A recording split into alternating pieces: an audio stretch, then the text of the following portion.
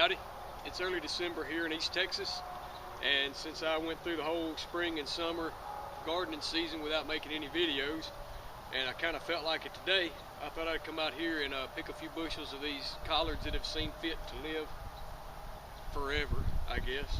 And anyway, I don't recommend letting them grow this long, letting them get this big. I usually pull them off when they're a lot smaller.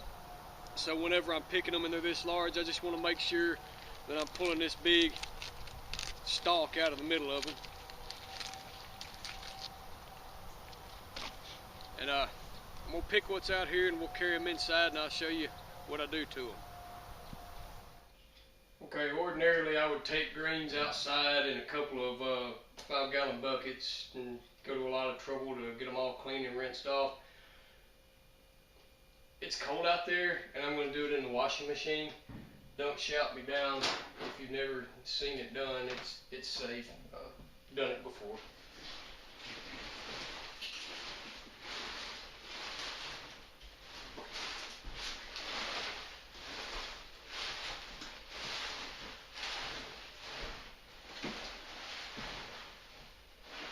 The only problem is they tell you, you know, when you're going to freeze these things, try not to mash the leaves and all those things when you're blanching them. And of course, this is going to mash the leaves, but they turn out good.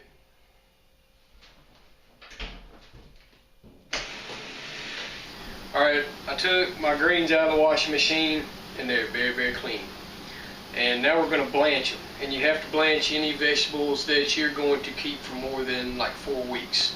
Unless it's something like peppers or onions or something like that that you're using for the flavor. But anyway, you're going to have to do these for, if you're going to be storing these for more than 4 weeks, you got to blanch it. And you got to blanch them for 2 minutes. If you under blanch them, that's worse than not blanching them at all, because it promotes more microbial bad stuff growth going on with them. So what I did, I've got a pot of boiling water over here. I've already got a rolling boil, and I'm going to take this here mesh bag.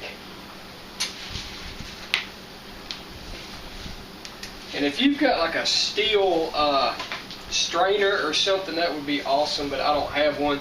So I'm just going to pack them into this bag. And I've got a timer that I'm going to set. If you blanch them for more than 2 minutes, all that's really going to happen is it's going to make the color a little bit more dull, and it's going to, they say, it'll destroy more of the vitamins.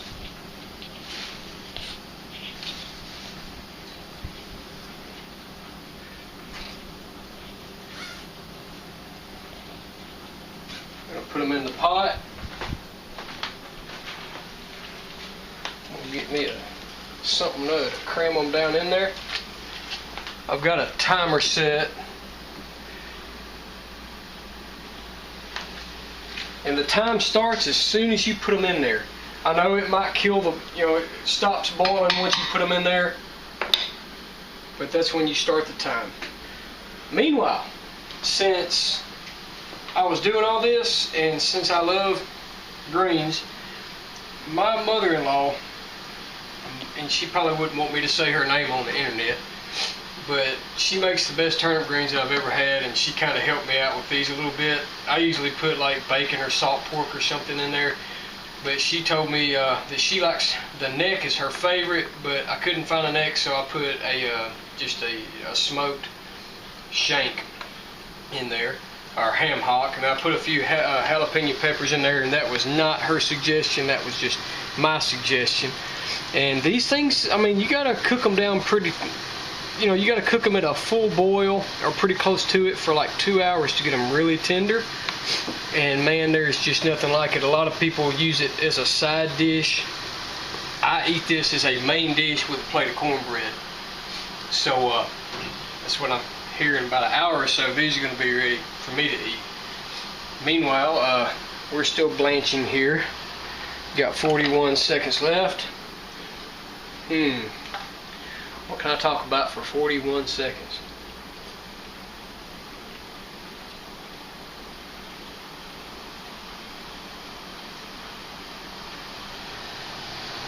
Yeah, let's just view it.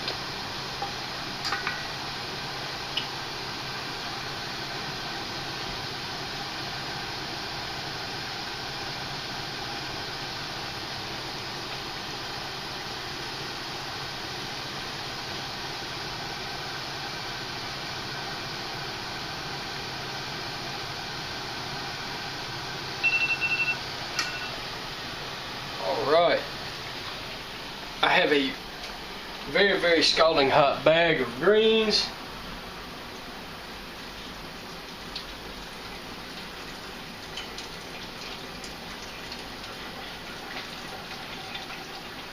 Notice how they cook down tremendously. What I got to do is I got to cool these things down.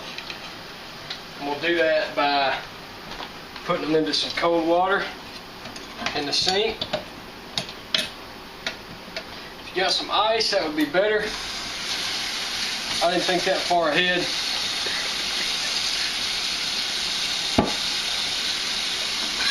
Cool them down.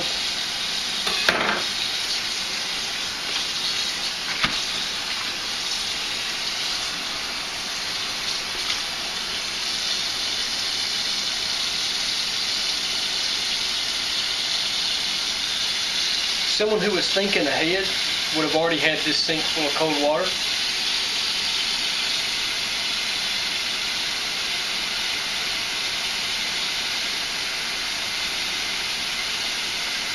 While this is going on, you know, my water's coming back to a boil over there, so it'll be ready for my next batch.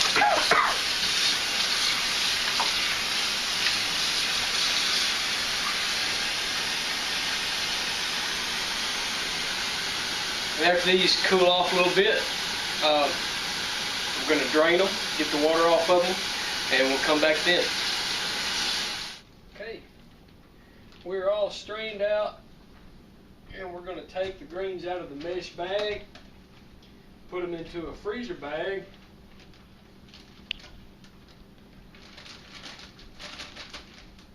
They say you want to leave about an inch of head space, if, you know, at least.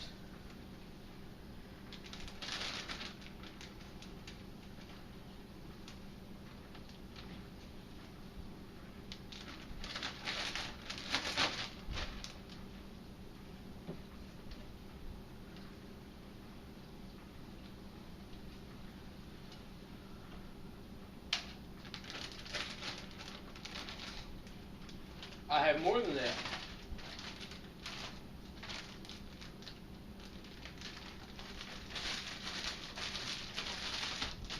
I'm going to flatten them out.